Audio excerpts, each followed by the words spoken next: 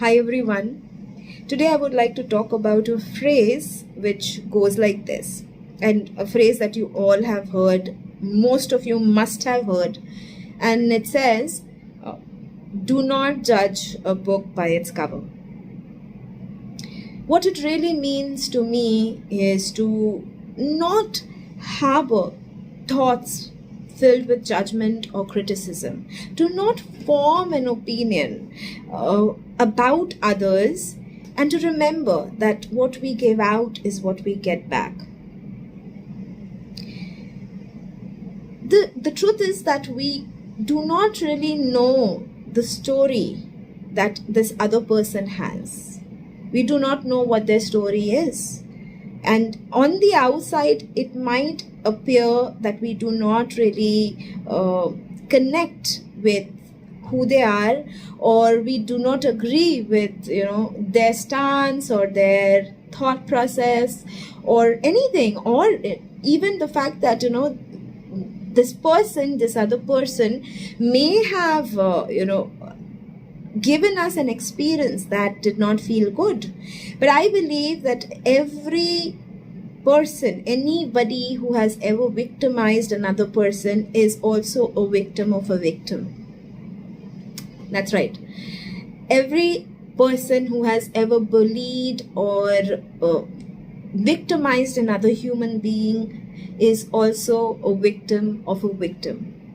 And knowing this, at least for me, knowing this helps me be more compassionate and more kind to the other person. So I have learned not to judge them by something that I've heard or an experience that they have given me, because I know that it is me who attracts this aspect, this quality of a person on the outside because of the vibration, the thought patterns that I hold on the inside.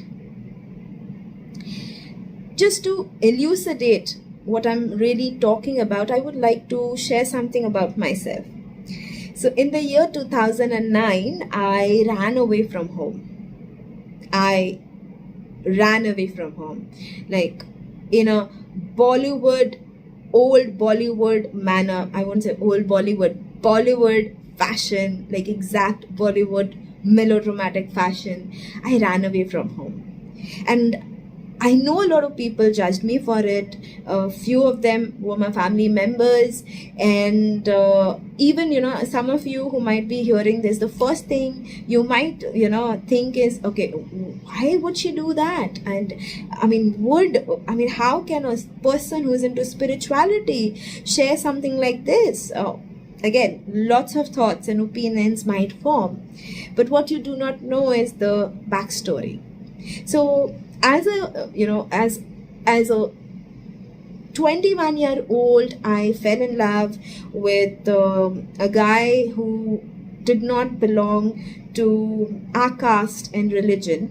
I am of Sardarni, I'm Punjabi, and my parents have a very close-minded. They had their upbringing was very traditional, conservative, and they grew up to have these limited way of thinking and approaching life, and that is what they expected of me. So they wanted a daughter who was obedient, who was respectful of what they desired.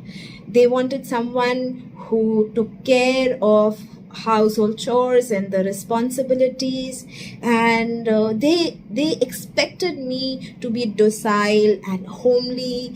And when that expectation was not met with, and then suddenly the girl who was all of those things rebelled, they really lost it.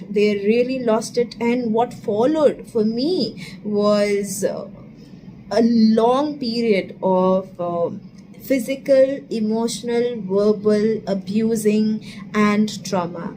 So I was beaten black and blue by my parents, by my elder brother, and I was housebound. I was not allowed to step out of the house. I had no friends at all, and I literally felt that I was imprisoned in my own home, in my family home, and my family was my prisoner. This actually went on for a long time, for almost 3 to 4 years, and I was even forced into getting engaged to a person of their choosing. It's a different conversation that I did not really get married, and it's a different story altogether, and maybe someday I might share it with you. I did not get married to this person. I chose not to get married to the person my parents chose, and I let them know that this is not going to work out. But that took a lot of courage, but it did not lead to harmony at home. And what followed was more physical, verbal abuse, and at one point of time the physical abuse stopped, but the verbal and emotional abuse continued. And the environment in the house, in the family, was so overwhelming, so depressing, and it did lead me to become depressed and even suicidal. And one fine day I decided that it's better to end my life. I decided to commit suicide. I took some sleeping pills, and 2 days later, when I woke up from the sleeping pills induced fugue, when I woke up from that, I had this clarity in my mind that I want to live, and I want to live well. I want to live a good life, and to do that I have to step out of my family. I have to leave behind my family. I have to do something for myself. I want to be free, and the way forward, because I knew my parents and I knew how they would react to me even starting a conversation about leaving the house. So what I did was to decide to run away. And what followed, when I had this clarity and I decided to run away, in the month that followed, everything seemed to be falling into place. It was like the universe was assisting me to go forward with this plan. And I did. I managed to run away, and that was the turning point in my life. Because even though it seemed that I had done something terrible, I had brought shame to my family, and this was a terrible thing that I did to my parents and my family. But what really happened as a result of this was that it opened up a conversation between me and my parents.